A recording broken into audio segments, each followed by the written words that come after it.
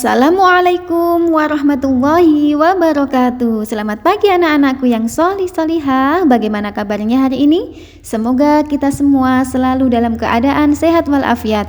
Amin. Sebelum pelajaran kita mulai, seperti biasa, kita awali dengan membaca doa sebelum belajar.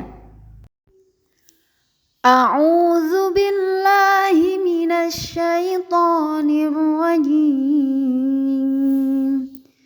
Bismillahirrahmanirrahim.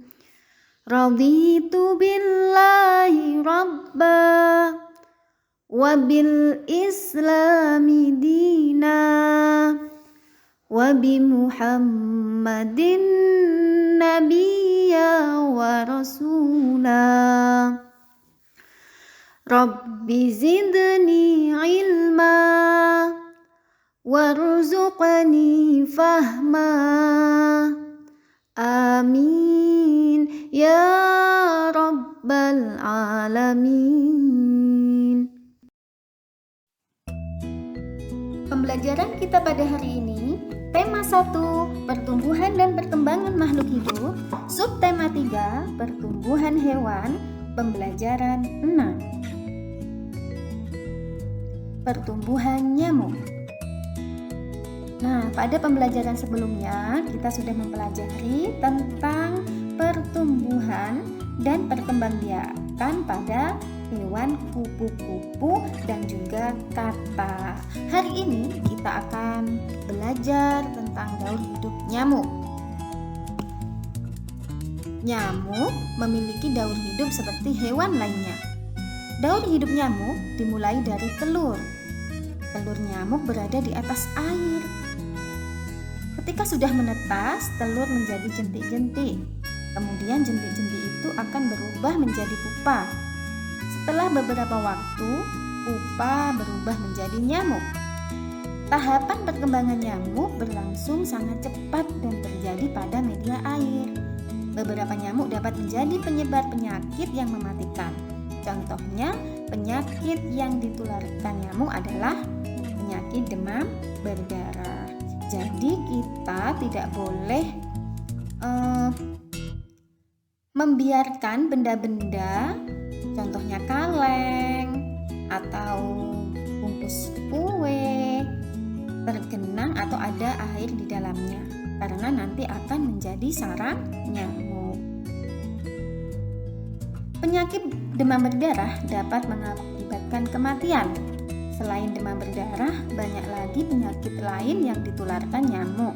Salah satu penyebab berkembangnya nyamuk adalah banyaknya genangan air dan sampah yang berserakan. Jadi kalau kita digigit nyamuk, apalagi yang nyamuknya nyamuk demam berdarah, kita akan sakit demam berdarah. Dan sakit demam berdarah itu bisa menyebabkan kematian apabila tidak cepat ditangani. Membersihkan lingkungan serta membuang benda-benda yang sudah tidak dipakai agar tidak dijadikan tempat perkembangbiakan nyamuk adalah salah satu cara kita untuk selalu menjaga kebersihan. Oleh karena itu, mari kita bersama-sama mengingatkan masyarakat agar menjaga lingkungan melalui poster. Kita bisa mengingatkan masyarakat yang ada di lingkungan tempat tinggal kita dengan menggunakan poster. Tentunya menjaga kebersihan lingkungan adalah tugas kita semua. Kita harus saling mengingatkan untuk selalu menjaga kebersihan lingkungan. Menjaga kebersihan lingkungan perlu dilakukan agar dapat hidup nyaman dan sehat. Namun, menyampaikan pesan harus dilakukan dengan sikap yang baik dan bahasa yang santun. Nah, kita lihat ya poster berikut ini, yaitu yang berjudul Perilaku Hidup Bersih dan Sehat, Pangkal Rumah Tangga Sehat. Nah, di poster ini dijelaskan hidup sehat di dalam rumah. Contohnya apa? Menggas bak mandi, mengepel lantai, menjaga kebersihan diri, menjaga kesehatan diri. Nah, kita tidak boleh memerintah orang untuk menjaga kebersihan dengan kasar, maka kita harus dengan menggunakan menggunakan bahasa yang sopan. Nah, mari kita berlatih menyampaikan pesan. Tuliskan saranmu jika teman atau tetanggamu melakukan hal-hal berikut. Nah, ini Udin sedang berjalan melihat Ali. Nah, Ali setelah makan kue langsung membuang bekas kuenya ke sembarang tempat. Saran apa yang akan kamu lakukan, yang akan kamu katakan kepada Ali? Nah, kita bisa menggunakan bahasa yang baik, yang halus agar tidak tersinggung. Ali, jangan membuang sampah sembarangan karena bisa membuat lingkungan kotor. Buanglah sampah ke tempat sampah. Jadi kita gunakan bahasa yang sopan dan bahasa yang tidak menyinggung perasaannya. Contohnya, Ali, kamu jangan buang sampah di situ. Nanti akan menjadi kotor loh. Lah, kita buat Ali jangan membuang sampah sembarangan. Nah, lebih halus. Selanjutnya, di sekitar depan rumah tetanggamu banyak sekali sampah. Ada kaleng bekas, ada botol bekas yang tidak dibuang di tempat sampah. Kira-kira apa yang akan kamu lakukan? Apa yang akan kamu sarankan? Ya, kita akan memberi saran dengan, ingat ya, harus dengan sopan. Pak, Bu, lebih baik kita membersihkan lingkungan rumah Bapak atau Ibu karena banyak sampah yang berserakan. Mari saya bantu. Boleh seperti itu. Kaleng bekas yang berisi air hujan akan menyebabkan nyamuk. Seperti itu ya. Atau menggunakan bahasa yang lebih sopan. Terserah bahasa anak-anak sekalian. Ini contoh dari Ibu ya. Nyamuk senang tinggal di air yang tergenang. Nyamuk berkembang biak di media air. Sekali bertelur, nyamuk bisa menghasilkan ratusan telur. Jagalah lingkungan dan penampungan air di sekitar rumahmu agar tidak dijadikan tempat berkembang biak nyamuk. Jagalah selalu kebersihan lingkunganmu untuk menjaga kesehatanmu. Nah, kalau lingkungan kita bersih, nyaman, maka tubuh kita, kesehatan kita juga akan terjaga. Karena apa? Lingkungan yang bersih, lingkungan yang airnya mengalir, saluran airnya mengalir dengan baik, sampahnya dibuang ke tempat sampah, itu akan membuat tubuh kita menjadi sehat. Karena tidak ada nyamuk, tidak ada lalat, tidak banyak lalat, tidak banyak nyamuk ya. Nah, di sini sebuah rumah sakit setiap hari dikunjungi 130 orang pasien. Dalam waktu 3 hari, berapa banyak pasien yang mengunjungi rumah sakit? Nah, kita tulis kalimat matematikanya seperti di bawah ini. 130, karena 3 hari maka kita kalikan 3. Oke. Langkah pertama yang kita lakukan adalah mengalikan 0 dikali 3. Hasilnya adalah 0. Angka berapapun jika dikalikan 0 maka hasilnya adalah 0.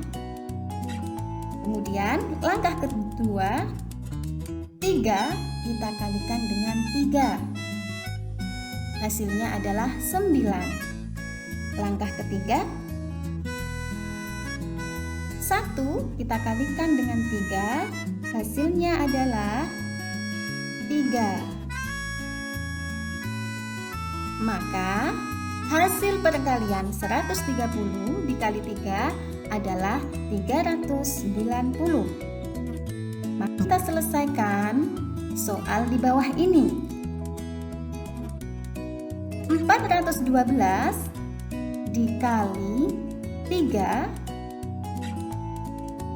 Masih ingat ya contoh cara penyelesaian perkalian di slide sebelumnya? Yang pertama kita lakukan, kita kalikan angka yang terakhir dulu. 2 dikali 3 hasilnya adalah 6. 1 dikali 3 hasilnya adalah 3. 4 dikali 3 hasilnya sama dengan 12. Jadi 412 dikali 3 hasilnya adalah 1236. Pada perkalian berikutnya 321 dikali 4. Kita lakukan langkah yang sama. 1 dikali 4 sama dengan 4. 2 dikali 4 hasilnya adalah 8. 3 dikali 4 sama dengan 12. 321 dikalikan 4 hasilnya adalah 1284. Sampai di sini anak-anak bisa memahami perkalian ini ya. Cara seperti ini bisa memahami ya. Selanjutnya 123 dikalikan 2. Langkahnya tetap sama seperti tadi. 3 dikali 2 hasilnya 6. 2 dikali 2 sama dengan 4. 1 dikali 2 hasilnya adalah 2. Jadi 123 dikali 2 hasilnya adalah 246. Baik. Soal perkalian berikutnya adalah 393 dikalikan 2. Contoh langkahnya masih sama. 3 kali 2 sama dengan 6. 9 dikalikan 2 hasilnya 18. Kita tulis 8, satunya kita simpan di atas. 3 dikali 2 sama dengan 6. Kita tambahkan 1, hasilnya 7. 393 dikalikan 2 hasilnya adalah 786. Sekian pembelajaran kita pada hari ini. Tugas kalian silakan dibuka buku pendalaman halaman 64 sampai 65. Kegiatan 1, poin A dan B. Kegiatan 2 dan kegiatan 3. Selamat mengerjakan. Selalu jaga kesehatan. Wassalamualaikum warahmatullahi wabarakatuh.